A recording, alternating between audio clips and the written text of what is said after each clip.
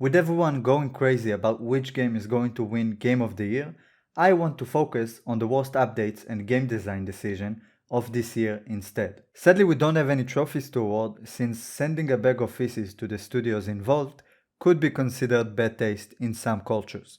All kidding aside, let's start with the third place, Payday 3. Payday 3 introduced two idiotic changes that are completely different from Payday 2, one that ruined the fun in the game and one that just ruined the entire game for the first 2 weeks since the game launched. Starting with the one that ruined the fun, leave a like for the epic rhyme. For some reason in Payday 3 when you get kills, complete objectives on the map or successfully finish the heist, it does not progress your level. You can do all of the above and still get 0 experience points. The only way your account can level up is by finishing predetermined challenges like killing 300 NPCs with a certain weapon, killing them while sliding, or sliding for a certain amount of time, etc, etc.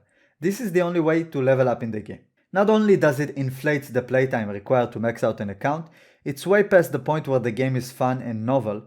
It also removes all of the arcadey fun of getting a lot of kills and knowing that every single one of them goes towards leveling up and seeing all those points popping up on the screen. But this is minor compared to the next choice that completely broke the game. This year when Payday 3 launched, they decided that the game was going to be always online.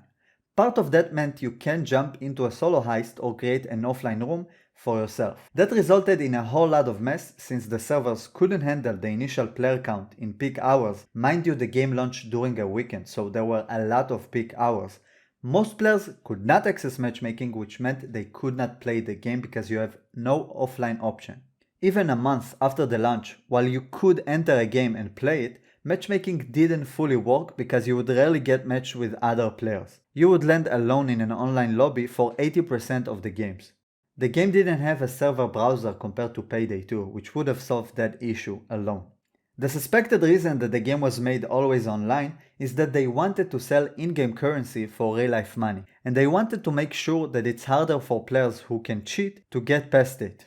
I also heard a rumor that it was solely to fight cheating, but no one really cares. This is a co-op game with no PvP elements or content. There's no leaderboard even that you can compete in, so anyone cheating in the game is only affecting their games because you couldn't match with anyone else anyway, and with the terrible progression system I would very much like to be matched with a cheater every time so I can actually level up and unlock more weapons in the game while I still enjoyed it. The official stance from the studio that I managed to find is that they wanted to make sure all the players are using the same version of the game so they could avoid issues that they had in Payday 2.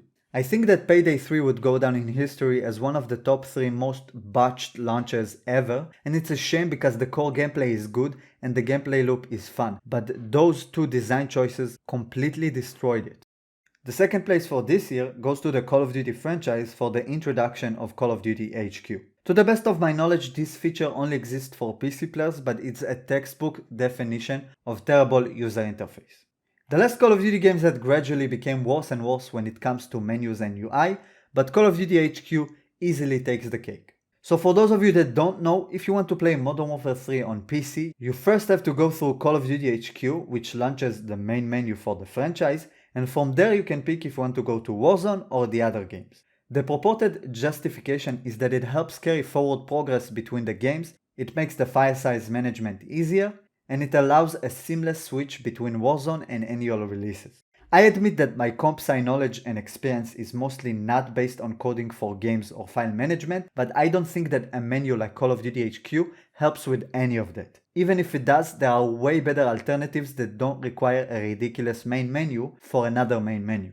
You should be able to go into your chosen game straight away without a unifying menu that then closes itself anyway after you pick the game.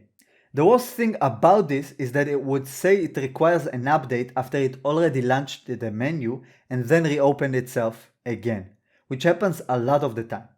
I'm a simple man, I click a game, I want to play it and expect it to load up. I don't know why Call of Duty, which previously on PC would let you skip the entire main menu and choose right away from Steam if you want to go into campaign, zombies or multiplayer. This obviously had its drawbacks compared to the basic main menu, but how did we go from there to a hub where you have to go through it to open the game's main menu? Before we get to the winner of this year, make sure to drop a like on the video and subscribe to the channel so you won't miss out on future videos. This helps the channel a lot. And now for the 2023 winner of the worst update or game design choices, I'm glad to grant the award to NBA 2K24. NBA 2K never ceases to amaze me with their mind-numbingly evil and dumb game design choices. And this year they've outdone themselves completely. Let me give you a quick download so non-NBA players can understand why this entry had won the prize. NBA 2K is a pay-to-win AAA title that is mostly popular for its My Player mode, where you can level up your player's attributes with an in-game currency that is hard to earn, but you can purchase it quite easily with real-life money. To accompany your attributes, each player has badges, which are essentially perks that make it easier for you to rebound the ball, make contact layups, contested 3-point shots, etc.